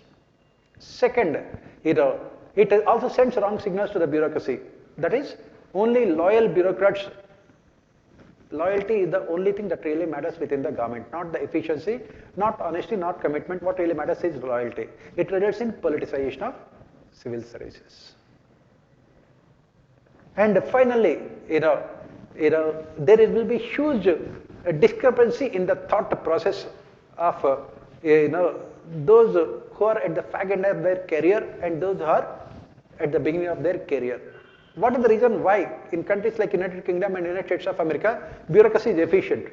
Because they reach top level positions in their middle age, 45 years. In India, you become secretary at the age of 58. After that, retirement also, if you get post-retirement positions, there is the question of young people. What is the median age of India? 30 years. And what is the age of the ruling class? 70 years. There is huge amount of discrepancy in the thought process of the people, which can result in conflict between generations. That is also another problem. And the more older you become, the more conservative you will be. That is what we say. In your young age only, you will be a little bit more radical and revolutionary. You are willing to take risks. Will you be taking risk at the age of 70? No. So what is the advice you are giving to the political executive? Incrementalist. Don't bring any changes. Continue the things as they are. That is the reason why reforms are never implemented. You have to write all those things here. Next.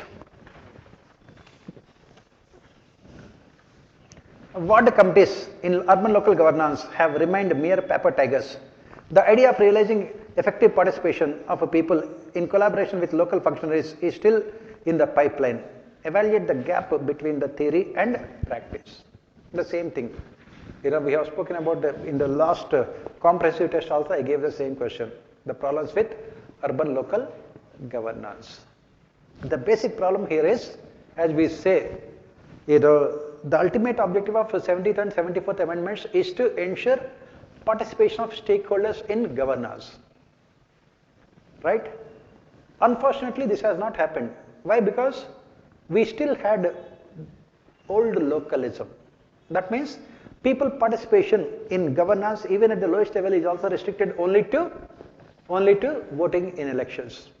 Especially in urban areas, simply these ward committee members, once we are electing them, they simply do not have any real powers. Because when the local self-governments do not have any powers, where is the question of ward committees having real powers? On the other hand, when you talk about the new localism, what we have said, you have to integrate this political executive, you have to integrate the bureaucracy, you have to integrate the NGOs, civil society organizations, media, beneficiary associations, private sector, come together and ensure collaboration between all of them. But unfortunately, none of the things take place. Give the examples here. Give the example of BMC, Mumbai Municipal Corporation. Its annual budget is more than the budget of most of the state governments in India. And do the people know how the money is spent, where the money is spent? We still have what is called representative democracy only. We do not have participatory governance. And there is so much of gap between what is called theory and practice. What we call it in a prismatic society, formalism. One of the important features of the political subsystem of a prismatic society is formalism. That is what you have to quote here. The objective of this local governance is to, the objective of the 73rd, 74th amendments has two important objectives. One is ensuring participation of stakeholders in governance. Second one is ensuring accountability at the lowest level. None of these objectives were realized. Why? Because there is still so much of corruption, misuse of power. There is unholy nexus between the ward committee members and the contractors. In Mumbai, the BMC would say that every year before the monsoon season, they would say that they are spending hundreds of crores of rupees in silting the drains and also in constructing the roads. And what happens every year?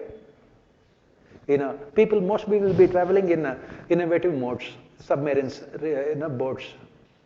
And that is where. Where is the money going? Because there is neither accountability nor transparency in governance. That is where the problem. And all the solutions that we have given in our urban local self-governance, all of them should be written here. All those things. Next. Police needs to be made accountable and freed from the grip of politics. It is a big challenge not only for law and order but also for the development of the country. Critically examine. Again, almost the same question we have given in our test series, last comprehensive test. What we have said is that this use of technology is necessary but not sufficient to tackle problems of police in India. The problem of police in India is mostly rise from criminalization of politics and politicization of crime. That is what the question. It is a big challenge not only for law and order but also for the development of the country. Critically examine. So what are all the problems that you have to discuss here?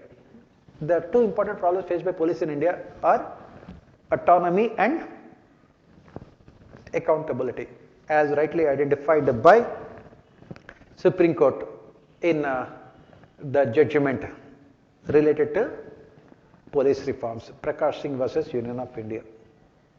And the most important problem here is, as we have discussed, before independence, our police were very efficient because there was no political interference. After independence, in the name of constitutional governance, as we have mentioned in the beginning, one of the important features of constitutionalism is civilian control over police. So as part of civilian control over police, what we have done? We have given the control of police forces to people elected representatives, home ministers, MLAs, MPs, and other ministers. And they have the power to transfer, suspend, recruit, remove, promote, and post to different positions within the organizations. That ultimately led to politicization of police forces in the country. And this politicization has been taking place since the day India got independence till now. No political party in the country is willing to implement any radical reforms to depoliticize the functioning of police forces. When Supreme Court in the Prakash Singh judgment had come out with the 7 important recommendations, 5 of them are related to autonomy and 2 of them are related to accountability. Not even a single recommendation was implemented by any state government in both the letter and spirit. Some of the state governments have implemented recommendations in letter, but never in spirit. You talk about changing these police legislations. 1861, Indian Police Act, it should be replaced. Most of the state government had come out with a new police legislation, but what that has changed was only one thing, that is 1861 it was replaced with 2014 or 2015. Otherwise, it was old wine in the old bottle only. That is what. That is where the problem is. And most of the state governments had come out with the state security commissions, but they are not at all functioning. And most of the state governments have implemented recommendations related to appointment of appointment of DGP. GDP and DGP. Obviously the question is related to both of them. DGP is related to GDP. That is what the question says, but also for the development of the country. DGP and GDP. That is what the question says. And again, in almost every state, the DGP is always a political appointee. And then security of tenure. The governments keep on transferring the police personnel. They keep on transferring. Whenever a new government comes to power, they transfer all the old police officers.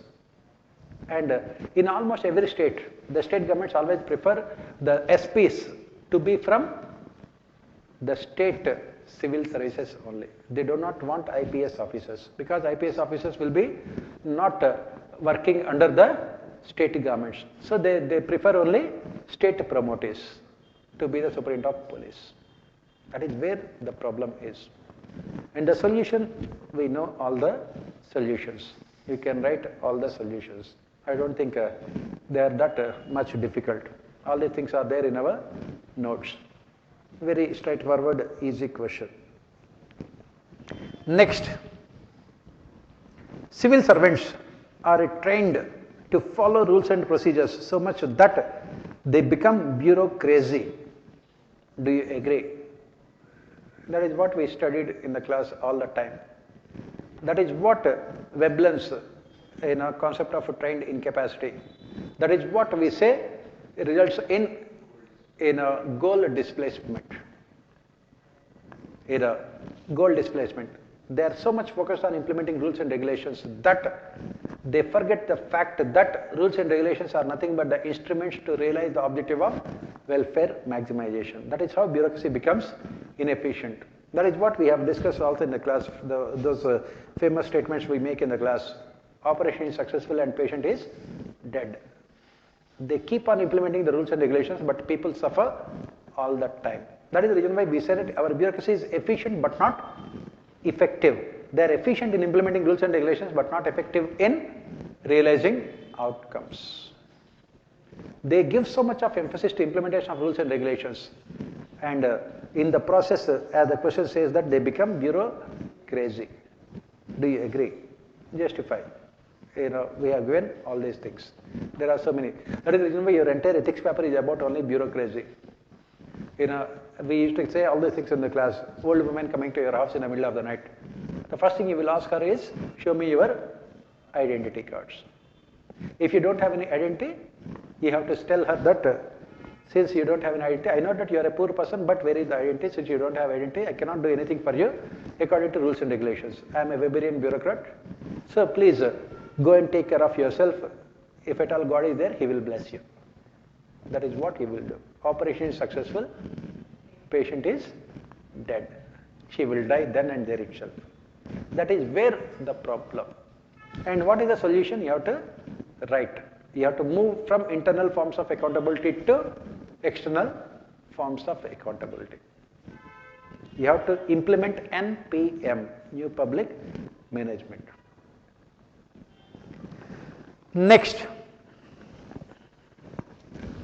there are adequate legal mechanisms to address corruption and malpractices in administration, but they have failed to curb the menace to any noticeable degree. In the light of this statement, discuss the efficacy of the institution of Lokayukta in states. Again, this we have discussed in our classes. We gave the examples of Lokayuktas in different states also. We gave the example of Karnataka Lokayukta, Santosh Hegde, he was the Karnataka Lokayukta. We gave the example of Madhya Pradesh. We gave the example of Delhi. We gave the example of Rajasthan. In all these states, when the Lokayuktas have come out with recommendations, Most of the time the recommendations were never implemented. We get the example of Delhi when Sheila Dikshit was the Chief Minister of Delhi. Delhi Lokayukta has recommended for the removal of one of the ministers of Sheila Dikshit on corruption charges. And what did the government do? They removed Lokayukta. This is how you tackle corruption. And in Karnataka, when the Lokayukta was there, the government, this Yedurappa government only, he was looking into the corruption scams of Yedurappa ministers and everyone else. And they made sure that he will never get any of the information that is necessary. IAS officers would never provide the information. The moment Lokayukta asked for information, they would say that that file is missing. They would ask for second file, they would say that file is also missing. Third time when they ask, they will say that please don't ask any files. What are the file you ask, it will be missing only. That is where the problem. Lokayukta does not have any separate investigative mechanism of its own. The recommendations of Lokayukta are only advisory in nature. And mostly the appointment of Lokayukta is also has become controversial. Mostly the loyal bureaucrats, that is what we say. Loyal bureaucrats of the government are appointed as Lokayuktas. And what is the brief of the Lokayuktas? File cases against opposition party leaders, investigate the cases and send them to jail. Politicization. That is the problem with Lokayuktas. There are so many institutions that are there. The basic problem is ensuring effective functioning of the institutions. And what is the solution that we have given? What we have said is that first and foremost, Lokayuktas must have a separate investigative mechanism of their own. They cannot depend on the state police. Second, the state government should not have any kind of freedom when it comes to providing information to the information demanded by the Lokayuktas. Otherwise, the state governments would always take shelter under Official Secrets Act not to provide information. Third thing we have said is that the reports of Lokayukta should be treated as final and they must also have the powers to punish. Otherwise, there is no point in having these alternative dispute resolution mechanisms. And fourth thing is regarding the appointment of Lokayuktas. Lokayuktas should be appointed through a transparent, meritorious process without any scope for prejudices, biases, and impulses of our politicians. This is what we have said. We have to create institutions. We have to empower the institutions. Next, despite the constitutional provisions for representation, the voice of weaker sections is not having desired impact on in the realms of Panchayat Raj institutions. Critically examine. That is what we say when we discussed about the 73rd Amendment. First and foremost, what we have said is that one of the important objectives of 73rd Amendment was social justice, economic growth and social justice. Two important objectives of 73rd Amendment. And this social justice was never realized in reality. And to ensure social justice, what we have done? We have implemented reservations. We have implemented reservations for scheduled castes, scheduled tribes, and also women. As part of this 73rd Amendment. And we have given 33% reservations for women. In states like Bihar, these reservations were increased to 50% also. The question that is being asked here is, has it resulted in the empowerment of those weaker sections or not? Has it resulted in bringing about the much needed sociological transformation of our society or not? And what is our answer? Definitely no. On the positive side, what you can say is that the 73rd, 74th Amendments, what it have done is that they have made this direct democracy a possibility with more than 3.2 million people elected representatives. For a country like India with a population of 1.4 billion people, how many people elected representatives were there before 73rd and 74th Amendment? In Parliament, 550 plus 250, 800. In all the state assemblies combined together, 6,000. All the state assemblies and union territories combined together, 6,000. Take 30 of them, average assembly take 200, so 6,000 MLAs. 6,000 plus 800. 6,800 for a population of 100 crores. That is where the problem. So how to make it participatory governance? With the help of 73rd, 74th amendments. Because of the 73rd, 74th amendments, what we can say is that there are more than 3.2 million people elected representatives, out of which more than 1/3 of them are women. This is the positive. And most of them belong to other weaker sections of society, especially scheduled castes. And in some tribal areas also. As part of PISA Act, we also have tribal areas also, scheduled castes. In some states, they have implemented reservations. As part of PISA Act, we also have tribal areas also, scheduled castes. In some states, they have implemented reservations for OBCs also. In states, some states, they said that they were giving reservations for OBCs in local self-governments. But at the end of the day, can we say that with more than 1 million women representatives, 1/3 means more than 1 million women representatives, has it resulted in empowerment of women? That is the question that we are asking. That is the question that UPSC is also asking. Obviously, it has not. Why? That is what you have to write here.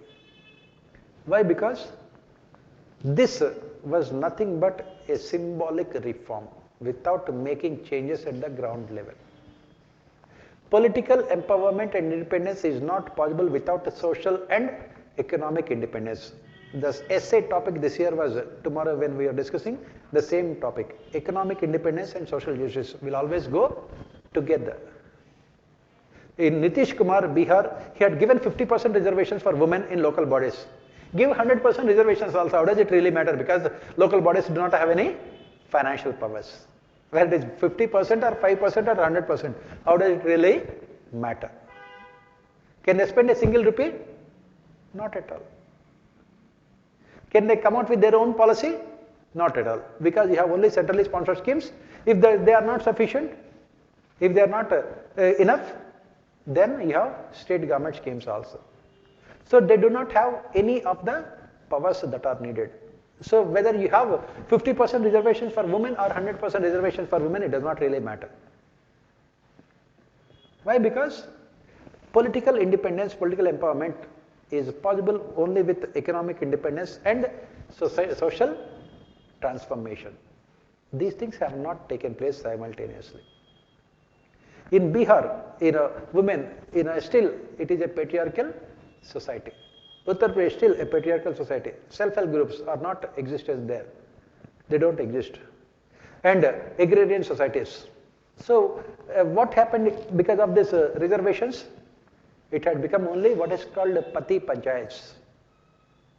That means the husbands would be ruling. Husband only, not husbands. We have to be careful.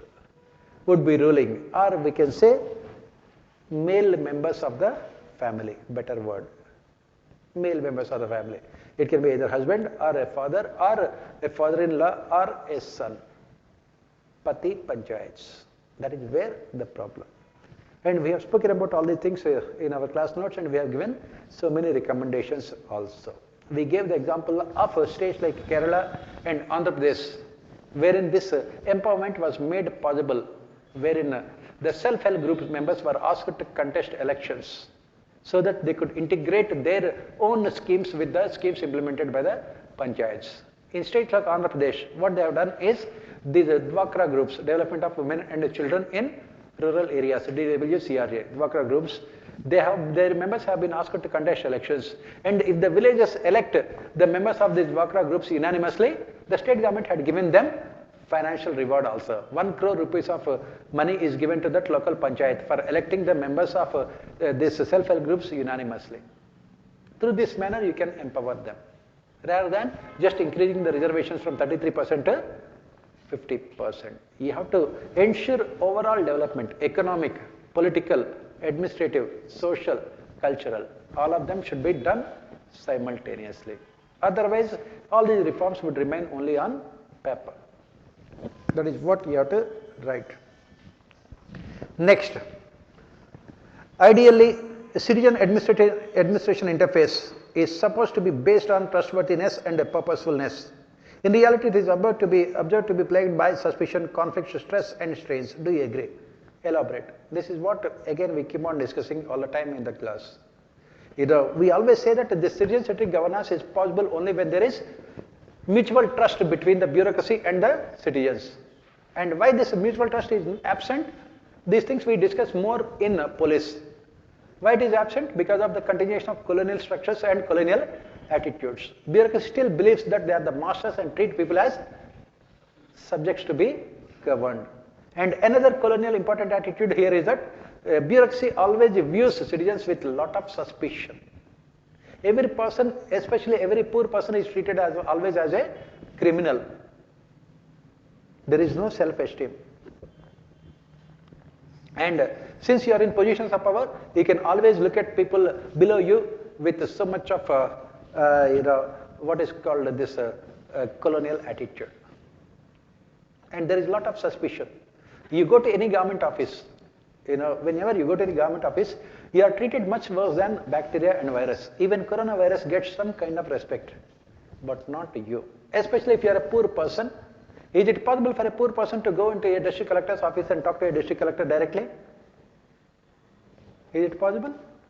On the other hand, the richest businessman in the district will come to meet a district collector. Collector will come running. Whether he is wearing clothes or not, he will come running. Colonial attitudes. That is where the problem is. On the other hand, what should happen ideally? Bureaucrats must have this kind of democratic values, that they are the servants. Civil servant means servant of the people. And they must treat people with respect. That is the reason why you study in your ethics paper. One of the important values is reverence, respecting others. That is what Immanuel Kant, one of the important philosophers, says. A society can be called a developed society only when it treats other human beings as final ends in themselves, rather than as a means to achieve some other end. In our societies, poor people are never treated as human beings. Forget about treating them with respect also. That is where the problem. That is the reason why there is a lot of suspicion, conflict, stress and strains. Yes. And what is the solution? Sensitivity training to our bureaucracy, first. Second solution is creating awareness among the citizens about their rights. They must make the bureaucrats accountable to the people for their performance. As I said, how many people in our country know about fundamental rights? How many people in our country know about criminal law? How many people in our country know about IPC? What kind of protection they are given under IPC?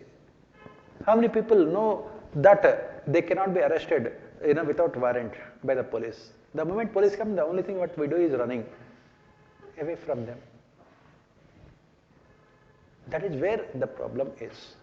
And on the other hand, government offices, if you go to any government office, what you find is that towards the corner of the office, a small window is kept open with iron bars, vertical iron bars, and you have to put all your applications there. The moment you give the application in front of you only, it will be thrown into the dustbin, and he will say that come after 1 month. After 1 month you come, he goes there and he will say that you have come also. He says that I like your patience, I will recommend your name for at least Padma Shri. Having so much of faith in government also. That is where the problem is. On the other hand, if rich people and powerful people come, as I said, they will go running to meet those people. Slavish mentality. That is what the problem with our societies. And that is the reason why you have to talk about the solution. On the one hand, create awareness among the citizens about their rights. On the other hand, provide a sensitivity training to bureaucracy. Ensure proper ethics and values on the part of bureaucracy. So this is what about the question paper. As you can see, very easy question paper. We don't have to go from beyond our class notes to answer any of these questions. Even the current affairs also, if you are reading the newspapers, of course, all the current affairs questions we have given in our test series, the question about the speaker, police and administrative reforms, everything we have given in our test series also. So it's not a problematic thing at all. Paper 1 yesterday, as you have seen, it was a little bit more analytical. Once you understand the question, it was very easy also. It is all about understanding the questions. So from now onwards, what you have to do is that basically focus on understanding the questions. Take a little bit of time to understand the questions, and you will answer all the questions. And tomorrow onwards, we will look at GS papers.